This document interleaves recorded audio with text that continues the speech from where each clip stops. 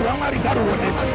Rega vataure nezvako, rega vati kune kwakaendwa, rega vati hapane chakabatwa, asi as long ndichise kune denga kuna Mwari anonzwa vanhu. Praise the living God. 1 Chronicles 4 verse 9. 1 Chronicles 4 verse 9.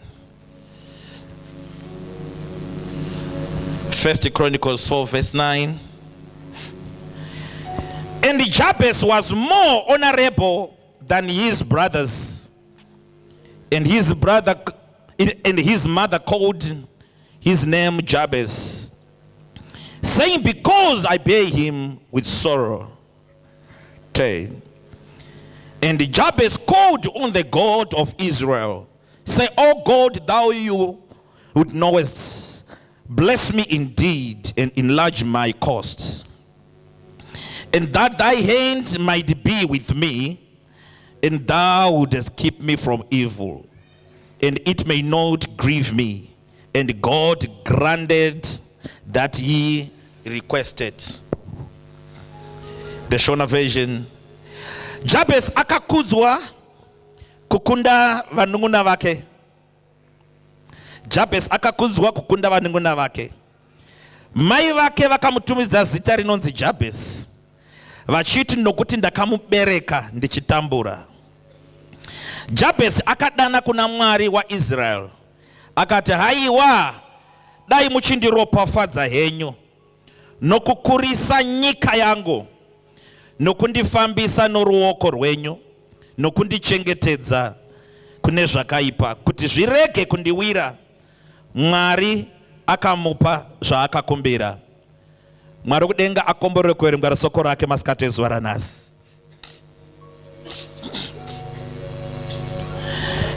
Ndasarudza kupa musoro wenyaya yemasikati ezuva ranhasi kuti kudarika miganu. Vatsvene vose ngavati haleluya. Kudarika mugano ndo musoro wenyaya nhasi. Ende vhangeri ranhasi iri usanyanyotaura kuti ndiwe uri kurwiswa oro ndiwe uri kubvirwa, unenge uchingotora pako uchienda uchisiya pevamwe. Nyaya ndinayo masikati ezuva ranhasi inyaya ine chekuita neupenyu hwemunhu, inyaya ine chekuita nedunga munhu. Ndakamuparidza pane imwe nzvimbo ndikati munhu wenama haasekwi kana achiri mupenyu, nekuti ramangwana rinofuma rakachinja. Haleluya. Ndakambotaura pane imwe nguva ndikati zvauri nhasi izvi handizvo zvauri mangwana nezita raJesu. Amen. Aitengeswe. Unoziva here kuti magariro wakaita handizvo zvazviri mangwana. Kana Mwari akakusekerera, ramangwana rako rinofuma rakachinja nezita raJesu. Varume namadzimai, munhu wenyama haasekwe as long achiri mupenyu. Zvaari nhasi handizvo zvaari mangwana nezita raJesu. Amen. Ndine chechi ndoda kutaura nayo masikati ezuva ranhasi, kuti as long uchiri mupenyu, Mwari wekudenga anokurwira, Mwari wekudenga anokurangarira.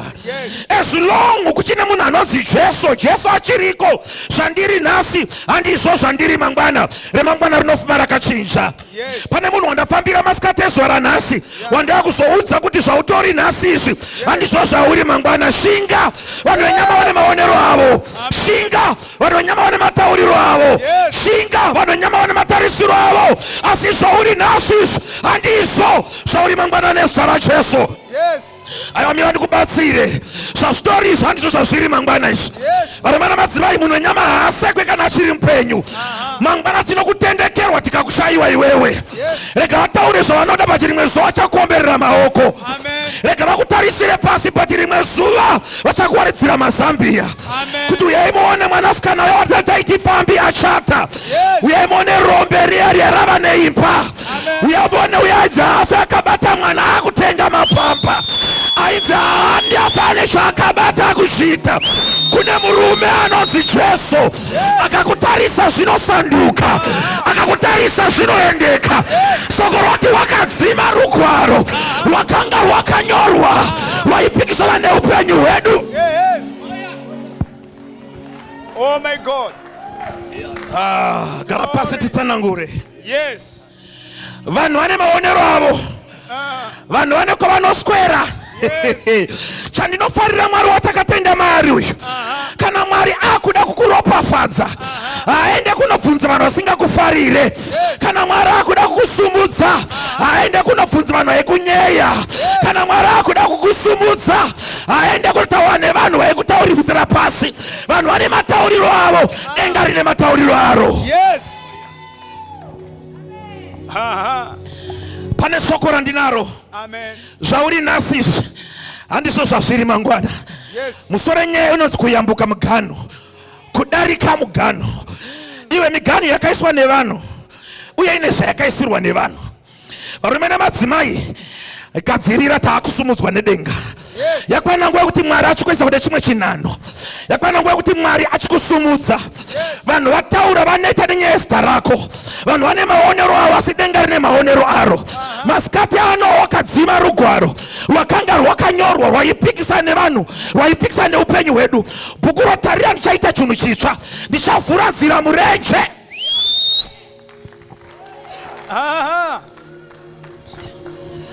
Kwakubva kwaitika nyaya, ukadzoka naye kuchapter ya1 usati wasvika pa9 painotangira, uchanzwa parataurwa nyaya dzemarudzi rwekumhuri kwaJabhezi. Kuchinzi kwaiva naNgana, Ngana akazvara Ngana, Ngana akazova Ngana. Patinongosvika pana Jabhezi, twazi pakanga paina Jabhezi, akapiwa zita namai vake. Amai vake vakamupa zita rekuti Jabhezi nekuti ndakamuzvara munguva yekurwadziwa. Ndo patine nyaya yedu apa. Ndakamuzvara munguva yekuremerwa, ndakamuzvara munguva yekurwadziwa. Pane nyaya dzemazita masikati ezuva ranhasi. Haisi nyaya yemunhu akazvara, asi inyaya yemunhu akazvarwa neairwadziwa. Zvichida kana pane my goodness. Situation yako iyi, zita rako iri, pane parakapirwa. Kana munhu akakupa zita achifara, rinoenderana nemufaro wacho. Kana akakupa zita mukurwadziwa, zvinoenderana nemukurwadziwa kwacho. Zvikanzi ndakamuzvara Jabhezi munguva yekurwadziwa. Zvoreva kuti pese Jabhezi achikura so, dzichitatarika, dzichiomerwa neupenyu, nyamba paiva nemarwadzo anga akatakura. Rega ndimboenderera mberi ndimbobata ipapapa panyaya yekurwadziwa. Unoziva here kuti sometimes upenyu hunogona kurwadza so, zvekuti kana uri wega unoomerwa, woshava kana pekutangira so, zvekuti ukatarisa vana vako so, hana inenge chirova vachirwadziwa kuti shungu ndinadzo kuti vana vangu ngavave nazvo, asi handina pekutangira. Kutedza kumukira kunotsvaga basa sevangu hakuna chinobatika. Kana watoriwana basa racho salary yako haichabatika. Ukandohodha kuda kutengesa nevamwe so, hazvitengwe. Zvinosvika pakuora, asi kuchechi uchienda kumoni glory uchimukira, vamwe vanhu vachitoya kumba kwako uchitovabatsira zvichitoendika. Vanotopa maadvice zvotoita nani kupfuura zvako iwewe. Asi pane nyaya andafambira masikati ezuva ranhasi. Masikati nyaya yekudarika miganhu, yekuti wese akaisa muganhu mulife mangu, wese akaisa muganhu kumhuri yangu, wese akaisa muganhu kuvana vangu, wese akaisa muganhu kuutano hwangu, wese akaisa muganhu kuvana vangu, ndinodarika miganhu nezita raJesu. Ndati ndinodarika miganhu nezita raJesu. Ndati ndinodarika miganhu nezita raJesu. Omberera Jesu maoko. Amen. Zvichida Jabhezi dzakaedza zvese, dzakura, dzakuona kuti rumi ndamboedza kuenda kuindustry, ndamboedza kushanda sevamwe, kana kuri kutengesa I have tried, but life yaramba kufamba. Kana ari prayers ndakarova, 10 days gore richitanga ndakatotsanya, ndikatoudza vamwe tarume huyai kuma10 days vakatondijoina, but vakatondijoina zvavo zvatova nani kupfuura zvangu.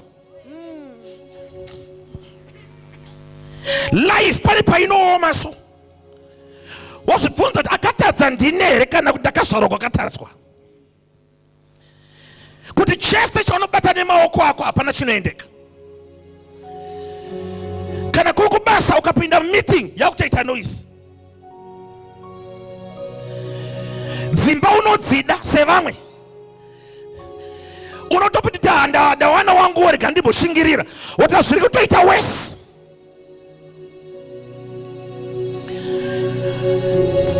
Kana dziri hembe ari mabhero kataka kutengesa so wese angokwereta hadzose hazvibhadharwe.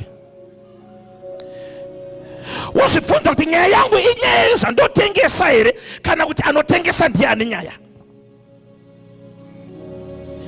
Ndine chechi here masikati ano. Amen. Pamwe pacho unozvi hana inorova uri wega so. Wozvibvunza kuti Mwari ndichasvika rini nesituation yakadai so? Ndichasvika rini ndichirocha?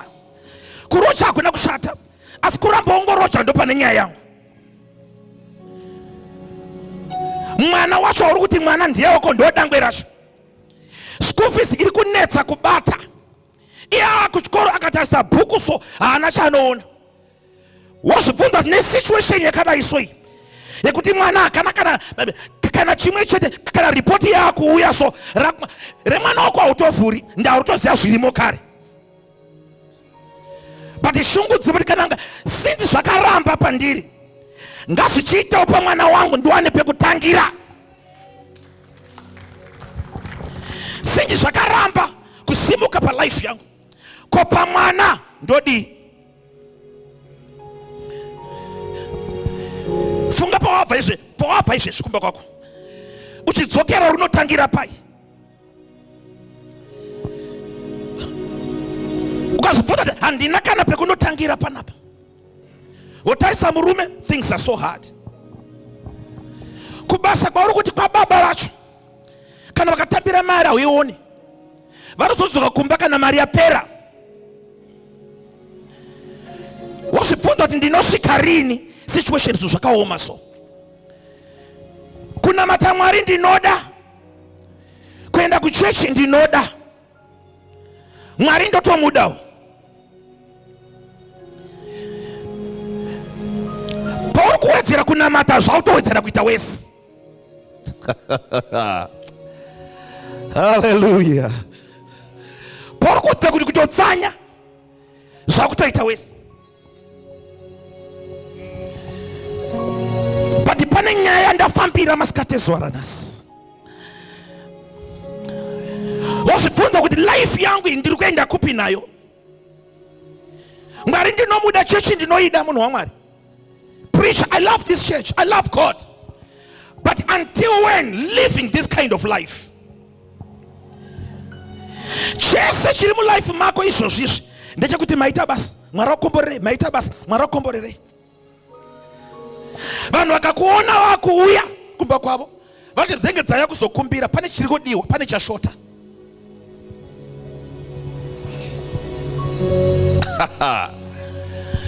Ndine chechi here masikati ezuva ranhasi. Amen. Ndine chechi here masikati ano.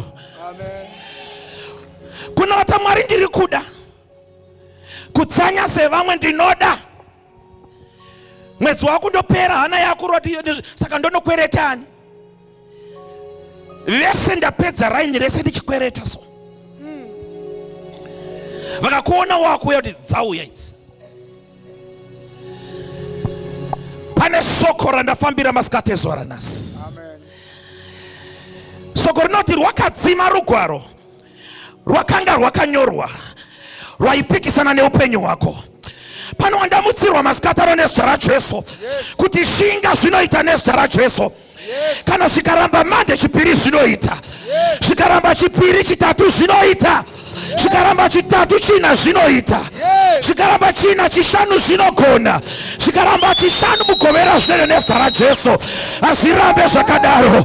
Pane wandamutsirwa nezita raJesu kuti as long Jesu achiri pachigaro, as long denga richiripo, zvinoita nekutenda. Yes. Jabesi aziva akati Mwari, Uh-huh. nyaya yangu haine nechekuita nevanhu.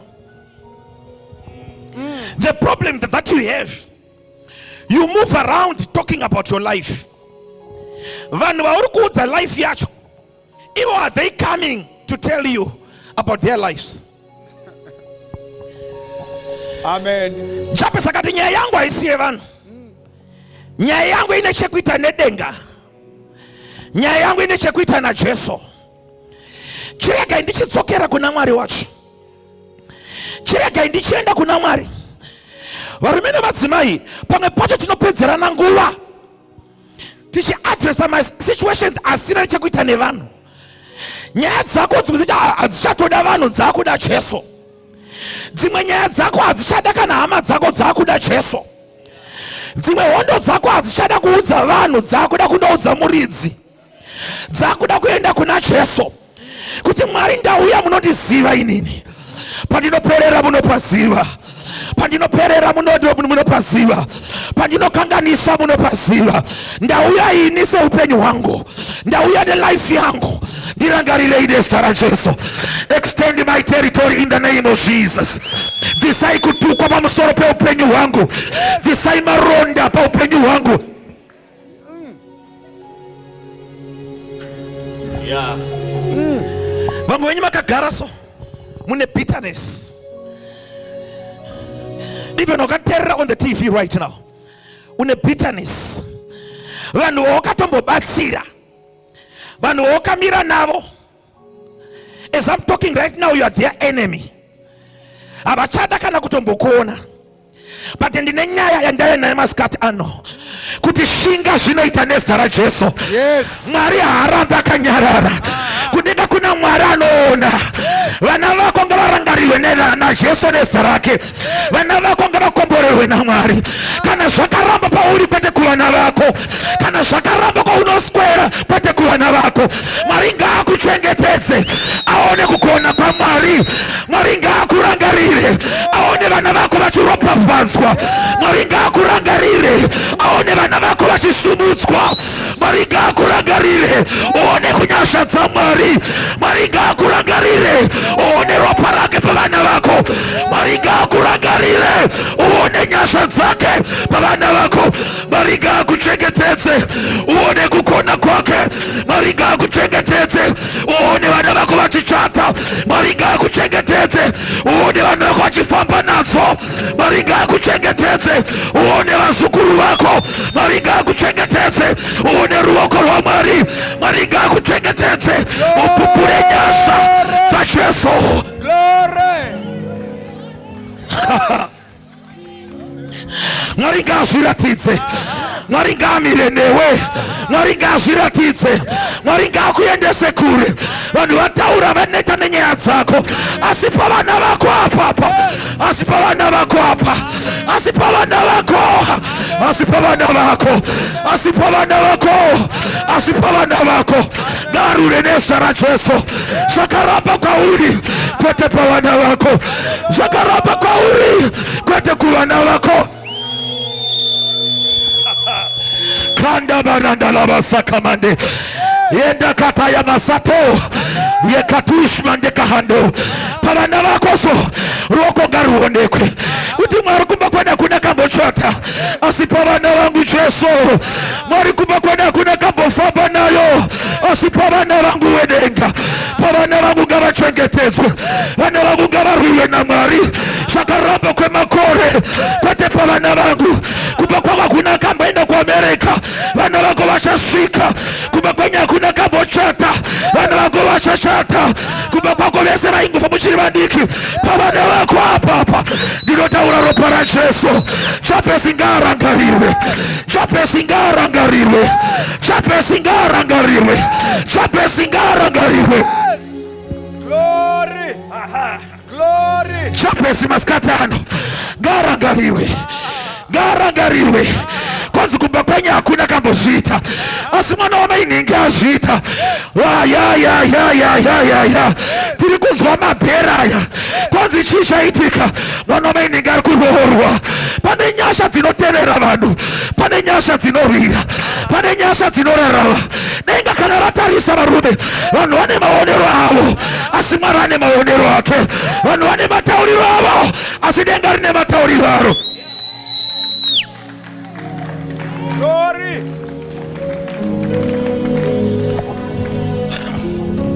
Oh my God. vanhu vane pavanogumira asi masikati ano kuna Mwari anonzwa, masikati ano kuna Mwari anoona, masikati ano kuna Jesu anonzwa. Vanhu vane manitiro avo asi Jabhesi wekumba kwenyu, kana uri weJabhesi masikati ano, ruoko rwaMwari ngaruonekwe. Rega vataure nezvako, rega vati kune kwakaendwa, rega vati hapane chakabatwa, asi as long ndichise kune denga kuna Mwari anonzwa vanhu, kuna Mwari anoona vanhu, kuna Mwari anosvika pakatadza kusvikika. Pane wandafambira masikati ano kuti shinga zvinoita nezita raJesu, zvichida huna kana chekudya, shinga zvinoita nezita raJesu. Kumba kwenyu kune urwere, kunoporewa nezita raJesu. Akachera gomba rake anowira mariri. Pane nyaya ndafambira, munhu ngaaporeswe. Raramiswa nezita raJesu, raramiswa nezita raJesu, raramiswa nezita raJesu. Glory. Amen. Oh Rabba Satamande. Oh my God. Pane wandafambira masikati ano. Amen. Rega ndikubatsire masikati nezita raJesu. Vanhu venyama vane maonero avo. Murume akamira kumberi kwenyu ari kuparidza nhasi. I was a security guard. Ndichigara kuairport kwaJacha. Vanhu vachiona, vanhu vaiona mahopo, asi Mwari kune kwaaiona. Zvandaive nguva iyo handizvo zvandiri nhasi. Kune kunosvikika nezita raJesu. Ndakambogada pazaeja HQ kune Waterfalls ndiri gadi. Vanhu vane maonero avo. Hazvina kushata kuva gadi, asi haufiri ipapo. Mwari anokuendesa kure. Uye pandaishandira kuna kumboshata. Pane yandafambira masikati ano kuti upenyu hunosanduka. Shinga nezita raJesu. Usaora moyo Jabhesi, usarasa kutenda Jabhesi. Pana Jabhesi wandafambira anga akuruza hope, anoti mufundisa ramba. Ndafambira Jabhesi masikati ano kuterera Jabhesi, denga richiripo. Terera Jabhesi, Jesu achiripo. Terera Jabhesi, terera Jabhesi, ndinzwe Jabhesi. Terera Jabhesi, mangwana anosvika. Terera Jabhesi, mangwana ariko. Terera Jabhesi, dzimba dzinofambika nadzo. Niterere Jabhesi, unoroorwa. Niterere Jabhesi, imba inotengeka. Terera Jabhesi, unorarama yewe. Terera Jabhesi, unopora. Yes. Glory. Glory. Leka satamande rakatush mandela wahato. Ndina Jabhesi masikati ano ari kuti mufundisi, zvaramba izvi ndakudzokera kumusha. Arare ndiramba. Terera mufundisi, business ndakuvhara. Ndimboona kuti ndichaita sei. Pano wandafambira masikati ano. Chimboberera Jesu maoko, chimboberera Jesu maoko. Zvichida vanhu Yes. vatokongluda nezvako, vakuti haufa ukafamba nayo. Zvichida vanhu vakuti wapera. Zvichida vanhu vakuti zvaramba. Pano wandafambira, pano wandamutsirwa naJesu kuti chimbonditeerera, chimbomira kuzviuraya. Pano wandiri kunzwa munyika yemweya akuti ndakunokomita suicide.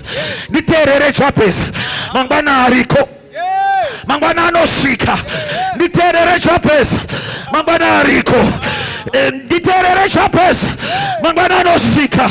Zvichida wakuda kutosiya murume, ndati chimboshinga, mangwana anosvika. Zvichida wakuda kutosiya basa, ndati nditeerere, mangwana anosvika. Zvichida wakuda kutokomita suicide, ndati chimbomira, mangwana anosvika. Nditeerere Jabhesi, nditeerere Jabhesi, nditeerere Jabhesi, nditeerere Jabhesi, nditeerere Jabhesi, nditeerere Jabhesi, nditeerere Jabhesi. Oh my God. Wakuda kutovhara business, chimboteerera Jabhesi. Chimboteerera Jabhesi. Economy ichifamba isingafambe, Jabhesi chimboshinga. Zvako zvinoita zvinoita tine kwatiri kuendeswa rume namadzimai. Jabhesi teerera, mangwana ariko. Zvauri nhasi handizvo zvazviri mangwana. Nditeerere Jabhesi, chimboshinga uripo, chimbochema uripo, chimbonamata uripo. Vanhu vangataura, vanhu vane nyaya dzavo, asi ndaakumira naJesu, ndaakubatira kuna Jesu.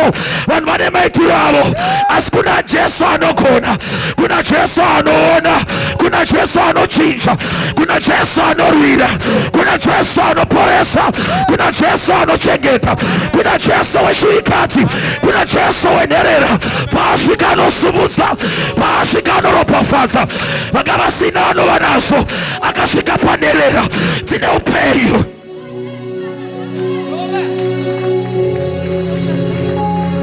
Oh, glory to God. Glory. Mira unzwe. Mira unzwe.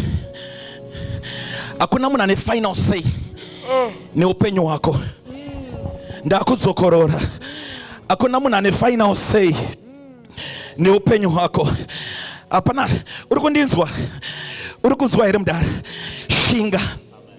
Shinga. Shinga.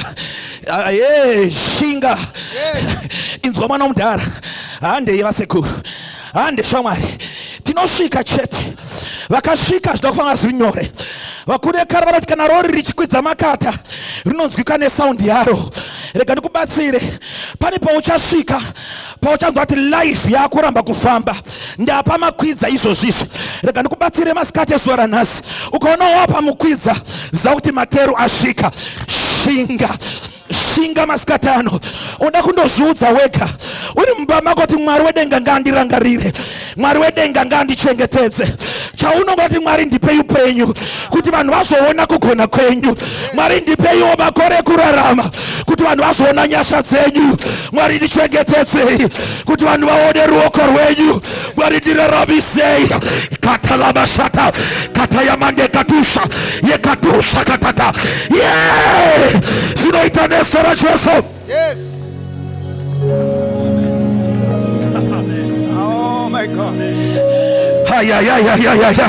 Mwari anozwa mai mwana. Uri wega mumba mako kuti Mwari pangu ndapera, ndasiya penyu, Jesu ndipewo upenyu kuti vanhu vaone kugona kwenyu. Mwari ndichengetedzei kuti vazoona vana vanguwo. Mwari ndichengetedzei kuti ndione vazukuru nevazukuru nevazukuru.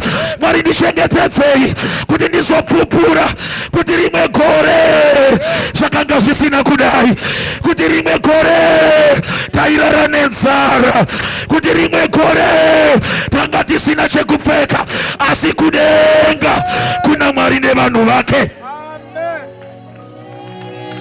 Oh my God. Thank you, Jesus. Thank you, Jesus. Kayamanda. Thank you, Lord. Lararush. Thank you, Father. Thank you, Lord. Maranodzwa kuti Jesu kwandinoswera ndisisiri kana chinhu. Mwari Glory. kubasa kwakutonyadzisa kuenda, kubasa hakusina kana mufaro, asi Mwari ndiraramiseyo kuti rimwe gore ndizopupura, kuti rimwe gore ndizoita zvakanga zvisina kudai, asi nokuda kwaMwari wedenga, Mwari wekare, Mwari wevasharukwa, Mwari wavakatitangira, Mwari akaparidzwa naEzekiel kuti, Mwari akaparidzwa navamarufu, Mwari wakaparidzwa navachiweshe, ndiye Mwari watinaye masikati ezuva ranhasi, kuti kudenga kuna Mwari anoita zvinhu, kuti kudenga kuna Mwari anoropafadza, kuti kudenga kuna Mwari anoisa nzira pasina nzira. Vanhu pavanoti wapera, Mwari woti achiripo. Vanhu pavanoti waakufa, Mwari woti birthday riripo. Panoti haaite mwana, mapamba ariko. Pane wandafambira masikati ezuva ranhasi. My God. My God. Nzira yaMwari iripo. Nzira yaMwari iripo. Zvichida ukanitarisa uri kwauri ikoko, hauna kana pekutangira. Masikati ano nzira yaMwari iripo. Nzira yevanhu inopera, nzira yaMwari iripo. Shinga mudikanwi, kudenga kuna Mwari anogona, kudenga kuna Mwari anosimudzira, kudenga kuna Mwari anosumudza vanhu, kudenga kuna mwari anogona. Zvauri nhasi handizvo zvauri mangwana. Zvichida mukadzi akakutiza wasara nevana, mangwana uchawana chekupupura. Zvichida basa rakapera, kupera kwebasa hakusi kupera kwaMwari. Zvichida kana huna kana chekubata masikati ano, ndati kudenga kuna Mwari anoona, kudenga kuna Mwari anogona. Ombera Jesu maoko masikati ano. Oh my God.